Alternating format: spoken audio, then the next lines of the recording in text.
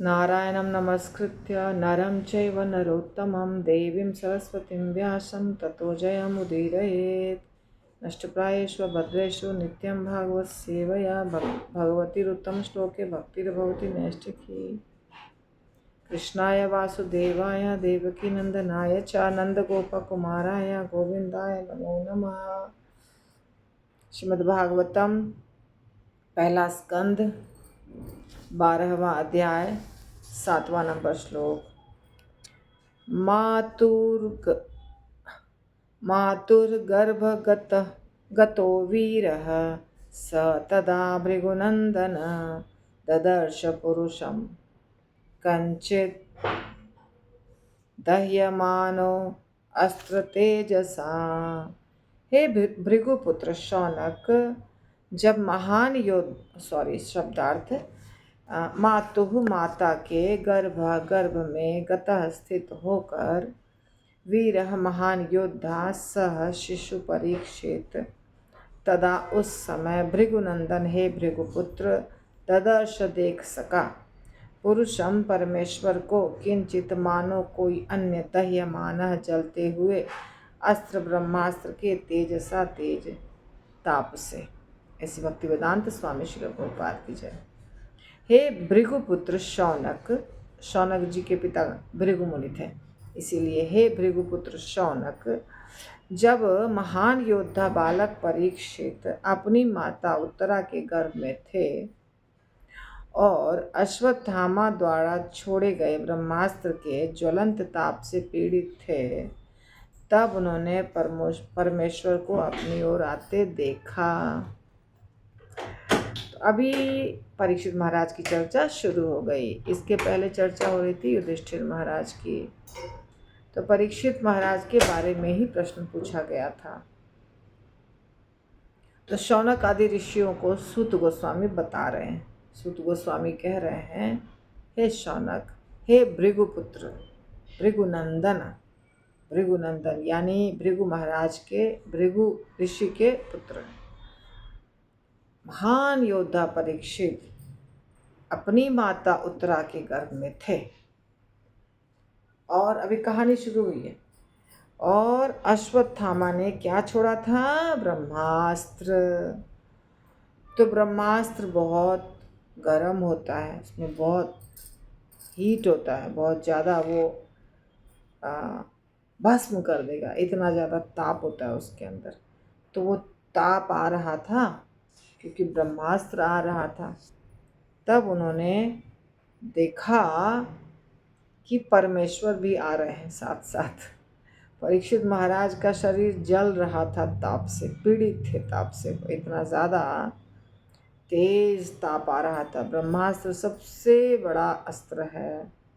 अस्त्र और शस्त्र दो प्रकार के चीज़ें होती हैं। अस्त्र उसे कहते हैं जो अभी ये हाथ में लिया तलवार और चालू हो गया टक टक टक टक टक टक। तलवार, फरसा, भाला, बर्छा, गदा, ये कोई अस्त्र नहीं है, इसको कहते हैं शस्त्र। ये होता है शस्त्र। अस्त्र क्या होता है? ब्रह्मास्त्र, पाशुपत अस्त्र और बहुत प्रकार के अस्त्र। उसमें क्या होता है?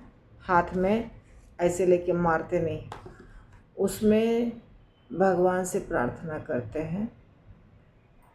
जो अस्त्र की सिद्धि हुई है वो अस्त्र से प्रार्थना करते हैं कि मैं आपको बुला रहा हूँ, आप आइए। फिर वो अस्त्र आता है, उसका पूरा विधि है, आचमन वगैरह करके, मंत्र का उच्चारण करके फिर वो अस्त्र आता है उनके पास, ठीक है। फिर उस अस्त्र को छोड़ते हैं, चाहे कोई भी अस्त्र हो। तो ये फ़र्क है अस्त्र और शस्त्र। शस्त्र मतलब जो हाथ में लेके एक सैनिक अपने शरीर पर सजा करके चलता है, उसको शस्त्र कहते हैं।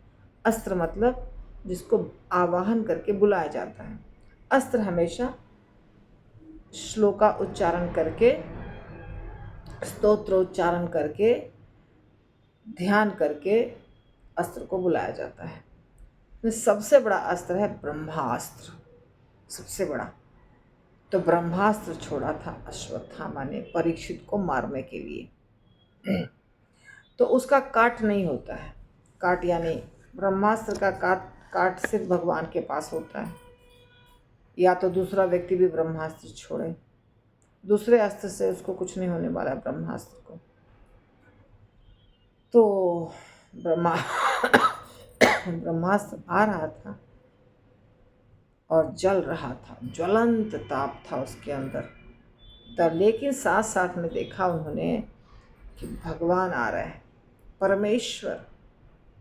कहते हैं आज भी, कल भी एक फ़ोन आया था मेरे पास एक भक्त का कि हमको लग रहा है कि हमने जो देवी माता वगैरह का जो 8 दिन 9 दिन का जो भी होता है वो छोड़ दिया है, तो अच्छा नहीं लग रहा है, क्योंकि अभी इस्कॉन की भक्त हो गई हैं तो छोड़ना पड़ा।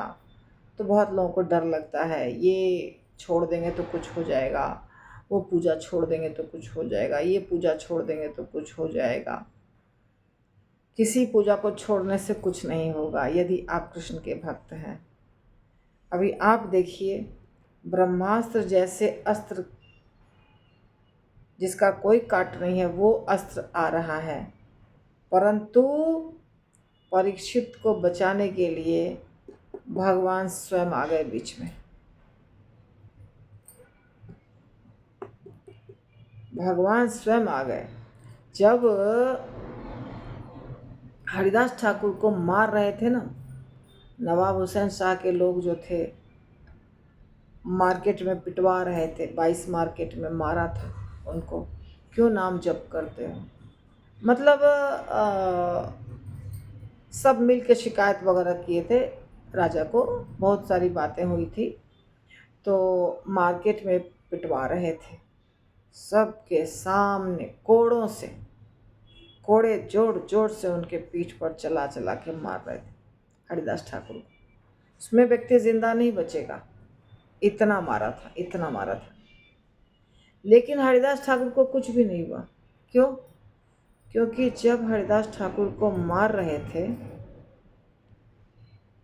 तो भगवान स्वयं उनके शरीर पर लेट गए। अब लोगों को तो दिख नहीं रहे भगवान, लोगों को हरिदास ठाकुर दिख रहे हैं और लोग पीटे जा रहे हैं उनको, पर सारा जो कोड़ा था वो लग रहा था चैतन्य महाप्रभु को। बाद में हरिदास ठाकुर को चैतन्य महाप्रभु ने दिखाया कि तुमको जब मार रहे थे तो ये देखो दाग, मेरे शरीर पर जो दाग दिख रहा है ना, क्योंकि सारा कोड़ा मैंने बर्दाश्त किया था। तो ये टोटका वोटका क्या चीज़ है?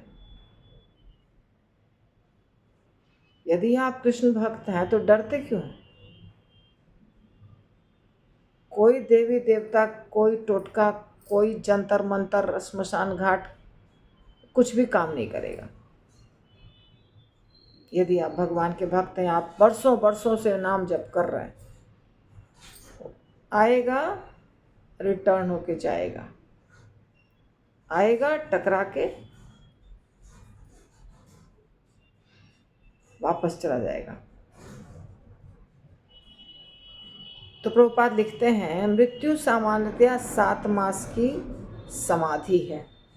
ये एक अलग टॉपिक प्रभुपाद बता रहे हैं। 7 मास की समाधि है मृत्यु। जीव अपने कर्म के अनुसार पिता के वीर्य के माध्यम से माता के गर्भ में प्रवेश करता है और वांछित शरीर धारण करके विकसित होता रहता है। ये आपको भगवत गीता में मिलेगा कि जब स्वर्ग कोई चला जाता है, ब्रह्मांड में कहीं विलीन हो जाता है ऐसे, या स्वर्ग भी चला जाता है, कहीं भी चला जाता है, तो बाद में फिर वो धरती पर आता है। और धरती पर क्या बनकर आता है? पौधा, छोटा सा पौधा, कोई भी चीज़ का पौधा, जैसे धान का पौधा है, धनिया पत्ता है, से कुछ भी शाक बन जाता है, शाक। और वो शाक जब खाता है पुरुष, तो उसके शरीर में वो आत्मा प्रवेश कर जाती है। फिर उस पुरुष के शरीर में वो वीर्य के रूप में रहता है और फिर पुरुष के शरीर से स्त्री के शरीर में जाता है और स्त्री गर्भवती हो जाती है। फिर उसमें जब वो गर्भवती हो जाएगी तो फिर वो 9 महीने का टाइम है, पर यहाँ 7 महीना लिखा है। 7 महीना क्यों लिखा है वो आप, क्योंकि वो शुरू में ही जीव पैदा नहीं होता, ऐसा मुझे लग रहा है। अभी प्रभुपाद एग्जैक्टली क्या लिखते हैं वो हम देखेंगे। तो प्रभुपाद लिखते हैं कि ऐसे करके जीव आता है। विशिष्ट जीवों में अपने अपने विगत कर्मों के अनुसार जन्म का यह नियम है। तो सब माता के गर्भ में 9 महीना या 7 महीना नहीं होता है। कुछ माताएं अलग हैं, जैसे सांप भी माता है, पक्षी भी माता है, गाय भी माता है, कुत्ता भी माता है, बिल्ली भी माता है। तो हर प्राणी में माँ के गर्भ के अंदर रहने का समय अलग है। तो उसको जो शरीर मिलेगा उसके अनुसार उतना समय उसको काटना है और फिर नया शरीर प्राप्त हो जाएगा। तो जब वह इस समाधि से जागृत होता है तो उसे गर्भ के अंदर बंदी रहने में असुविधा का अनुभव होने लगता है। अच्छा, ये इसलिए 7 महीना अब समझ में आया। 7 महीना क्यों लिखा है प्रभुपाद ने? क्योंकि 7 महीना तक समय बीतता है तब तक उसको समझ में नहीं आता है।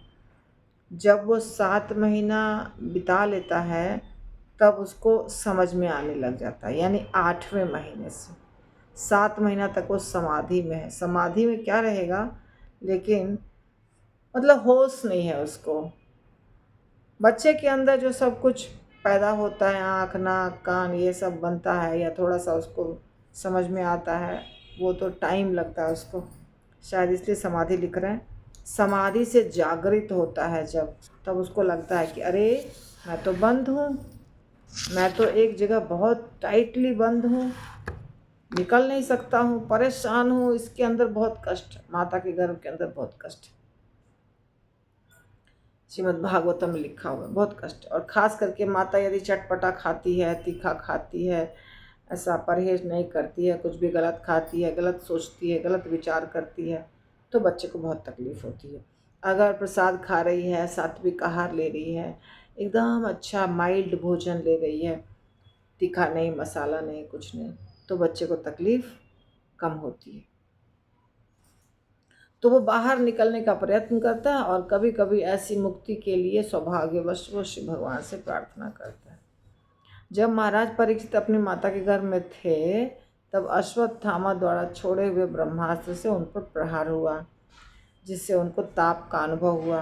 किंतु भगवान के भक्त होने के कारण भगवान अपनी अपार शक्ति से गर्भ के अंदर प्रकट हो गए थे, भगवान साक्षात, और बालक देख सका कि कोई उससे बचाने आया है।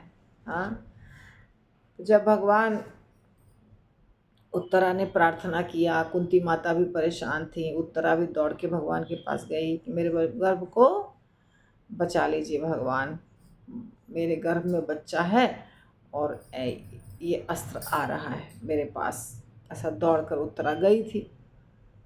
इसी स्कंद में शुरुआत में लिखा था ये, पाही माम पाही माम। तब भगवान प्रवेश कर गए, गर्भ के अंदर प्रवेश कर गए और परीक्षित को बचा लिया। उस असहाय अवस्था में भी बालक परीक्षित ने असह्य ताप सहन किया, क्योंकि वे स्वभाव से महान योद्धा थे, इसलिए यहाँ वीरः शब्द का प्रयोग हुआ है। परीक्षित महाराज एक वीर थे, योद्धा थे, और अंदर में जब छोटे बच्चे थे तभी भी उनको वीरः महान योद्धा, वीरः सह, तो उनको ऐसा अनुभव हुआ, अंदर में बहुत तकलीफ अनुभव हुआ परीक्षित महाराज को।